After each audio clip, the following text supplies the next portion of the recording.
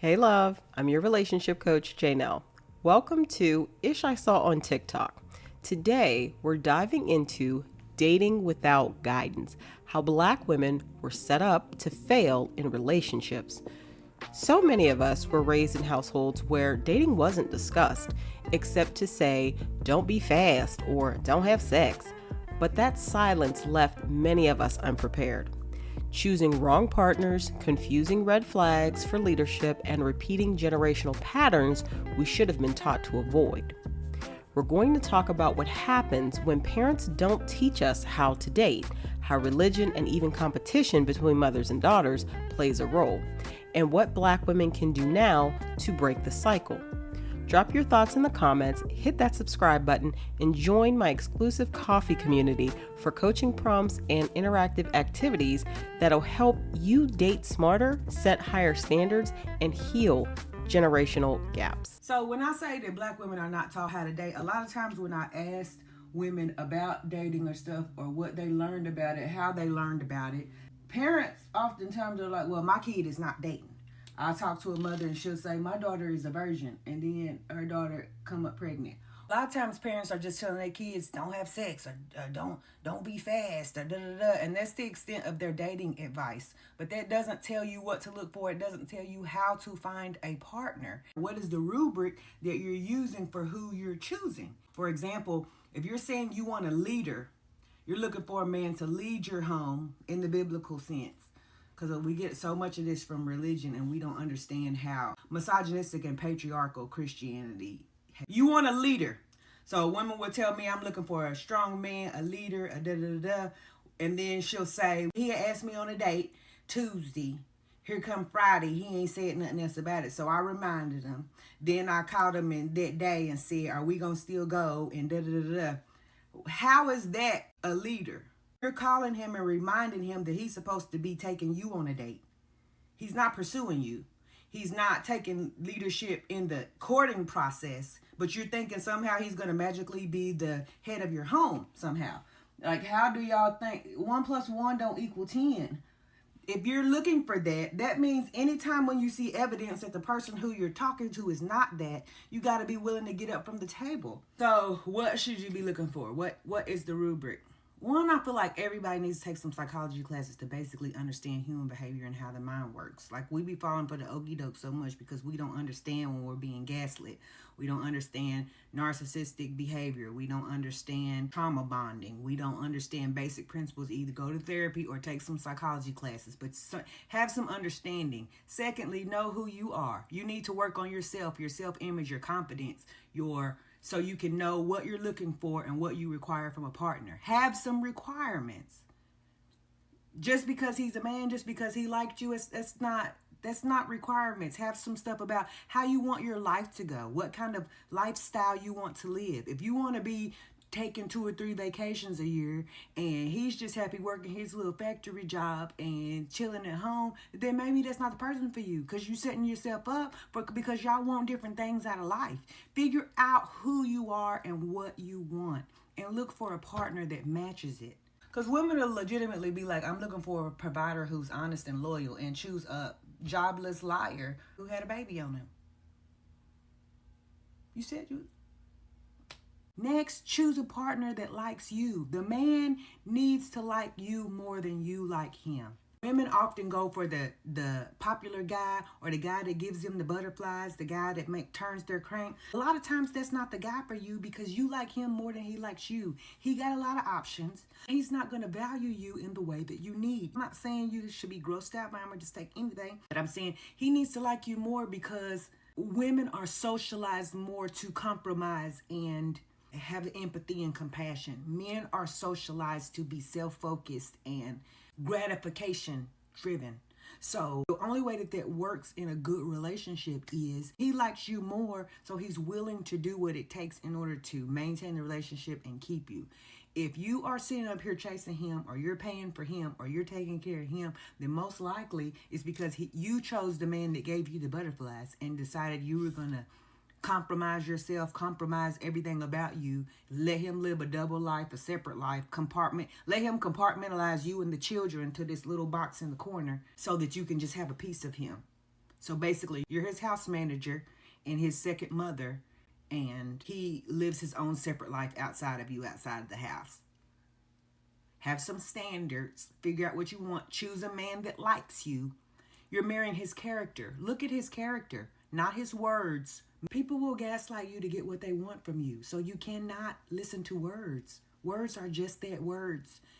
You can be in the mood and saying one thing, and the next day you're like, you know what, I ain't have to do all that. I went too far. Because words are words. Emotions are emotions. These are not things to build a life on. You're looking at the character of a person, the integrity of a person. So what kind of family of origin do they come from? Do you like their family? Does their family like you? Because that matters too, unless you just want to be on an island by yourself or in a constant tug of war with these people over your mate. Look at the family. Look at their character. Are they honest in their dealings? Do they take care of any existing children that they already have? What about financially? Are they financially savvy? Are they as educated as you? Do they understand? Are they emotionally intelligent? Have they done their work? Are you doing your work? These are the things. We looking at the wrong stuff. We looking at butterflies, or he said he liked me, so I just took him. What? What are you talking about? This is getting so long. I guess we're going to need a part 3.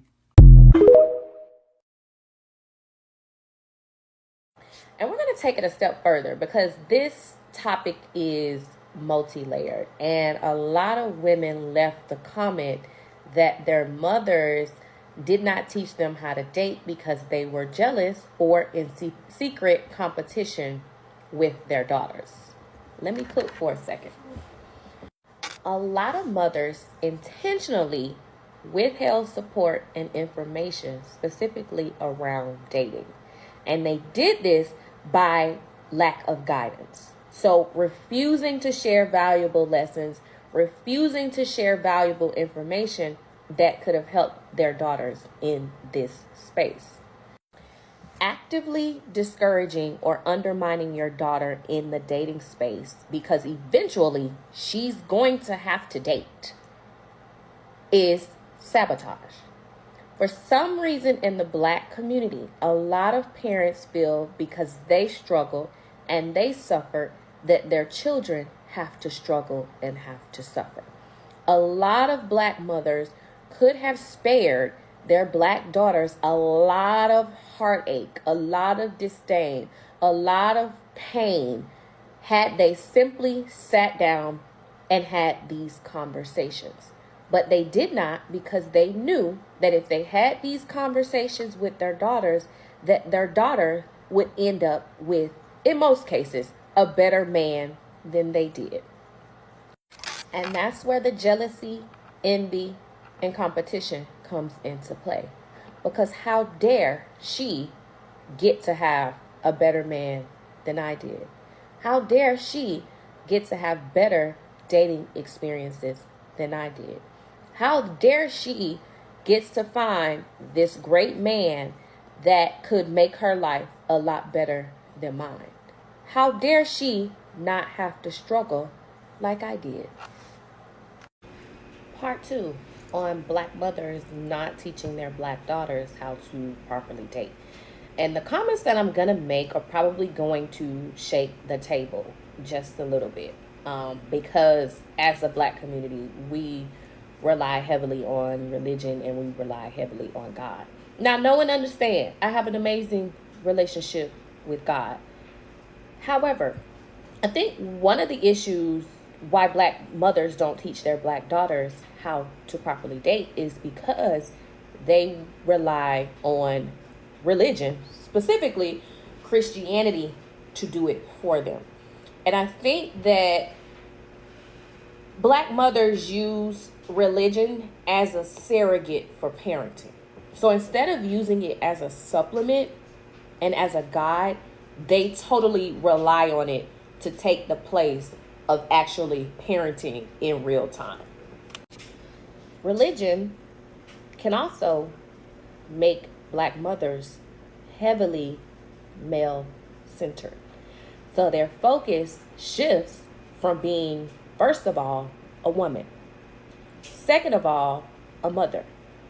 And it becomes, their identity becomes heavily relied on approval from a man. So if they're not careful, they lose the balance and they lose the focus. And so their focus shifts from being a mother to this little black girl to being a woman who is, her whole identity is tied to religion and tied to a man. And I think black mothers need to understand that their parental presence matters and that they cannot put religion in place of them being a mother to a black daughter, because that black daughter has to go out into the world and navigate the world. And what is she supposed to do when she's in certain situations? Picking up the Bible is not enough to help her navigate what really goes on in society. And I think black mothers need to understand that religion and the Bible is not a replacement for them parenting. They need to be held accountable for this. And we hear a lot of comments about, oh, well, they didn't know. They didn't know what to teach. And by no means is it an attack. It is making them be accountable. If we don't speak up, this continues to happen generation after generation after generation. And it's all about balancing spirituality and religion with practicality. We live in a real world with real people, and using the Bible and using religion to teach your daughters how to navigate life is simply not enough.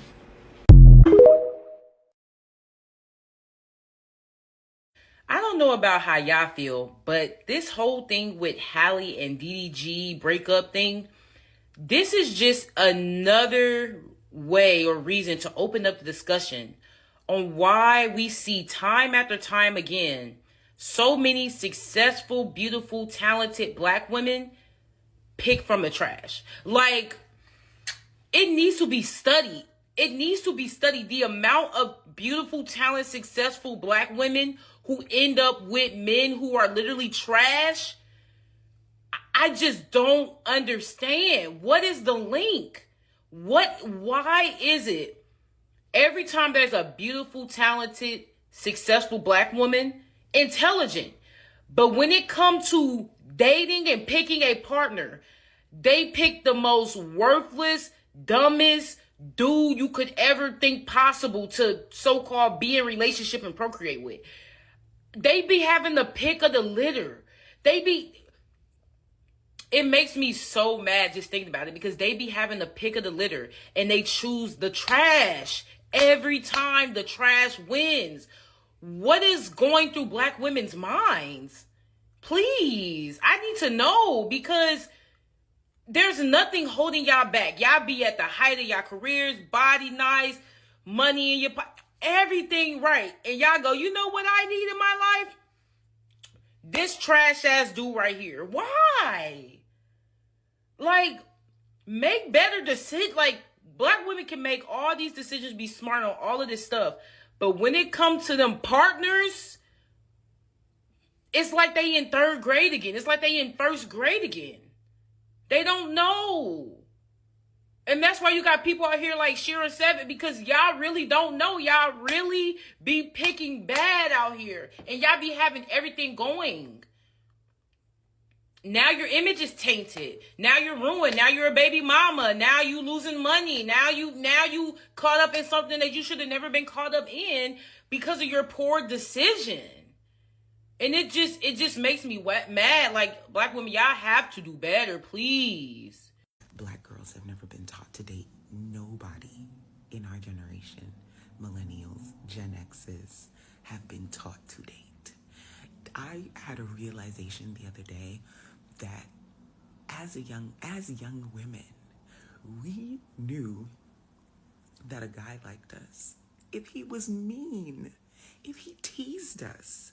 And so out of that trauma, we have decided to hold men accountable and be like, you got to provide. You got to do something for me. You got to da. We have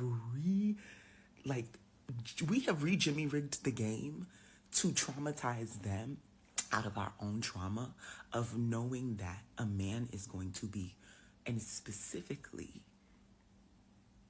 a black and brown man, because they have not emotionally matured out of this, they are going to be mean to us before we even touch the tip of the iceberg. That's the gotcha. It's not just us. They too don't know how to date. They too don't know how to express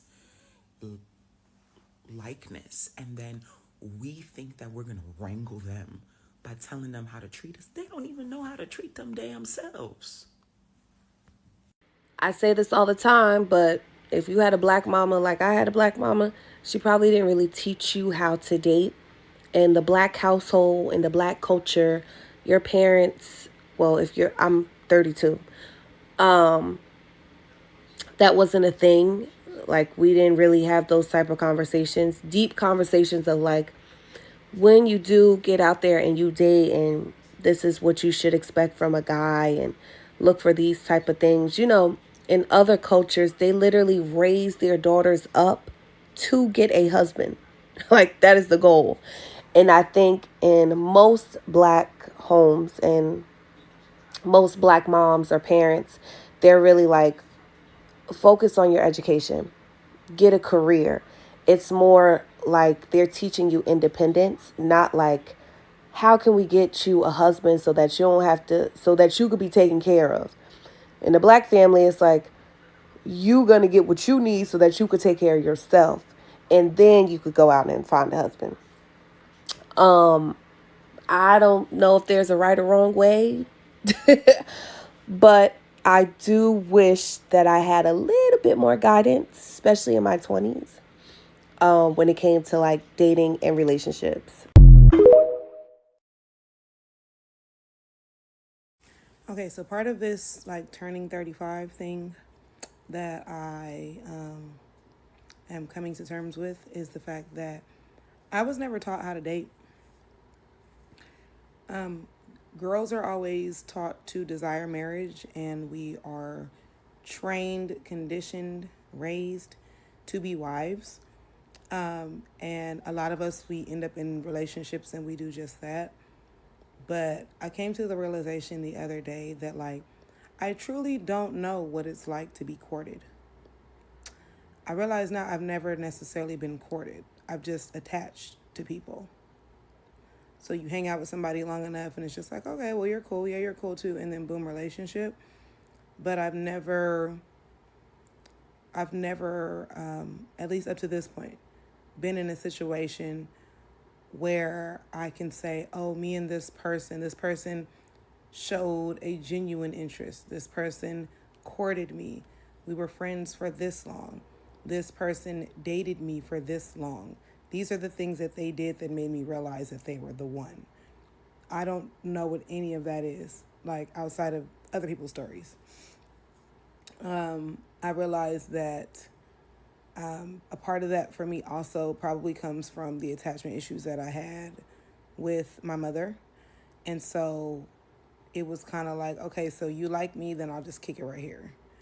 And it backfired every single time. So that is something that in this grown-ass age that I am relearning. Well, I'm not going to say relearning, that I'm learning. Can't even say relearning, but that I am learning. And I posted it on Threads, and there are so many other women, period. Because, obviously being a woman of color, sometimes we think that things are like a woman of color thing. But I'm realizing that it's not even really a woman of color thing. It's just a woman thing, especially because there's a large group of men, not all of them, of course, that are not being raised to be husbands. And so we're being raised to kind of chase after them to get this whole fairy tale that we were sold. And they're like, yeah, no, we don't want that. Like, we want to sow our seeds and we want to stay attached to you too, but we want to be outside doing whatever the fuck it is that we want to do, which is why a lot of them, the most single men out there, are married.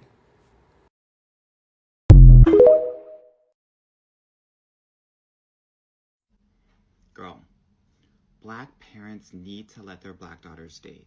If you haven't already, please go back and watch his entire video because yes to everything he's saying. As a therapist, I work primarily with Black women, girls, and couples, and this shows up in so many ways. Like, Black parents think that they're protecting their daughters, but instead they're literally teaching us that dating is shameful. And because so many of us are either forced to date in secret or don't date until adulthood, we don't have the same experience as our other counterparts. So in dating, that can create really interesting power dynamics. And it also causes us to experience a lot more heartache than necessary because we feel like there's nobody that we can turn to for real solid advice. Because we either have our parents who told us not to date to begin with, or our friends who are also just figuring it out because they probably had a similar experience growing up that we did. So Black parents are actually doing their daughters a disservice by not guiding them through dating. So because of the messages I received growing up, I didn't date until college, and once I started dating, I had such bad relationship anxiety because nobody actually prepared me for dating. They just told me not to do it. And I noticed very similar patterns in my friends and my clients. Let's jump into my favorite part of all of the content I post on YouTube, and that's just my thoughts, where I get to kind of express what I feel about whatever we have read or gone over. So let's get into it. All right, let's jump into this. I think this was a very powerful and poignant collective of TikToks that I clipped because this resonates a lot. Because I definitely grew up, I have older parents myself. I didn't really date till I was in college. Really could not date before 18. And it was very, looked down upon to entertain any interest in a guy until I got to the collegiate level. So I understand even feeling a little bit like a fish out of water, even at that young age, because I didn't have those tween and teen experiences of dating. And I think this is very, very prevalent in the Black community, where young Black girls are so much threatened with, not being fast, air quotes, versus parents and guardians having very real conversations about what it means to have any type of romantic relationship with a member of the opposite sex. I'm just talking about heterosexual relationships right now, not touching on homosexual relationships, but it's very real. And I feel that's how a lot of the sharpest and smartest and brightest young Black girls get caught up in they're pregnant all of a sudden, because they had parents and guardians and family that didn't say anything about, how to date, how to entertain boys. Sex doesn't mean anything. It can be used as a way of manipulate you. And these young ladies are usually so starved for that male attention, they end up doing whatever it takes to keep that male attention. And sadly, often it can end up in a young girl being getting pregnant, him abandoning her, and really derailing the future she had in mind. Not saying all, but it is a common enough story in the Black community. And I knew several young girls who fell for that when I was in high school, and it was really sad to see. But I would say I wanted to highlight some main points or some main concepts that came up in these TikTok clips. So number one, the dating education gap for Black women. So many Black women were never taught to date, like I said, and only just, how to not be fast. Parents often relied on fear and control and restriction rather than guidance or conversation. And as a result, like I said, women entered adulthood without a framework for identifying healthy partners or red flags. On top of that, many of these same parents and guardians were in very toxic and abusive relationships themselves, so they really couldn't teach the next generation what to do. And this creates generational cycles of trial, error, heartbreak, abuse of not intentional partnership. Second concept that I think really came out in this video is religion, patriarchy, and misguided leadership, air quotes, ideals. So traditional Christian teachings often reinforce male dominance while discouraging women's discernment, and that is extremely problematic. So many women seek leaders in men, but overlook evidence that a man lacks initiative for follow through, or they're not seeing that his quote unquote leadership is control. So the myth of the biblical leader causes women to overfunction, chasing, reminding, and initiating with men. A lot of young Black women, and even, beyond with ladies that I work with, have never been pursued. They're so used to chasing, reminding, and initiating, and then they're burnt out on dating. So, true leadership in relationships is about mutual accountability and consistent action, not control. They never demanded that consistency from a man, and they also never just let the rope drop, just ignored somebody who was not pursuing them. Third concept that I thought was pretty, prevalent here was personal clarity, standards, and emotional awareness. Before dating, women must understand their own identity, desires, and lifestyle goals. Now, we know as Black women and young Black girls are not taught about dating, that can be very hard, and it can oftentimes be dictated to them from popular culture, which is very dangerous and problematic, especially with the rise of social media in the past, 15 to 20 years. Taking therapy or psychology classes can help decode behavior patterns like gaslighting or trauma bonding. This is something I highly suggest to any young woman who is in, her college era. Take a psychology class as an elective. It will open your eyes so much to learn about human behaviors that you will carry that knowledge and be able to apply it in many situations in your life. Okay. And it's priceless in my opinion. And having non-negotiable standards around values, ambition, and emotional maturity, right, prevents settling. And we know in the Black community, Black women, Black girls are always, everybody wants us to set ourselves on fire to keep Black men warm. That's why the homosexual, that's why, a lot of times Black men, Black boys can make very poor decisions in their life, and Black girls and Black women are expected to absorb the brunt of those poor decisions by allowing that boy or man to mooch off of us. It's very sad to see. And aligning with a person's or a partner's character and vision for life matters more than chemistry or potential. Consistency over chemistry is a very big thing in what I work with my clients. Yes, you want to be attracted to a person. I'm not saying that it doesn't have to be there. It absolutely does.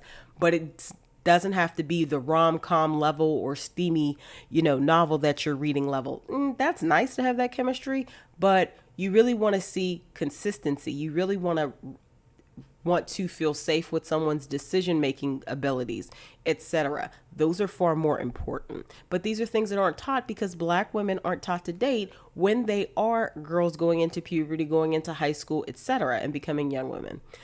Fourth concept that I think came out was that self-worth and power dynamics in attraction.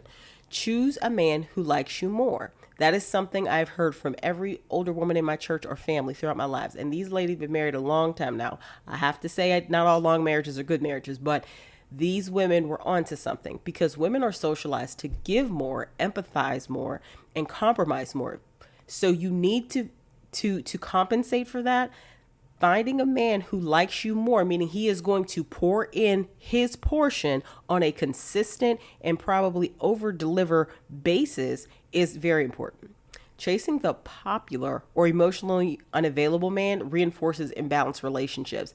And a lot of young girls grow into women who do this because they've seen their mothers do this. This is partially a pick-me phenomenon. If they've seen their mother be constantly rejected and mistreated by men or their grandmother, they're going to repeat that pattern, right? So having that self-worth is so important. And the women who overgive often become caretakers or house managers instead of partners. People who are tired of man keeping. I did a short on that not too long ago. And it's true. Nobody wants to be man keeping. Because if you have to, then that's not a partnership. That's not a healthy, balanced partnership. And then prioritizing mutual respect, reciprocity, and effort, not butterflies. Once again, consistency over chemistry. And then the fifth concept that came out of these YouTube shorts, these TikTok stitches that I really liked that I think is very important to highlight is generational healing and relearning healthy love. Some Black mothers withhold dating advice out of jealousy, competition, or internalized patriarchy, or truly out of ignorance.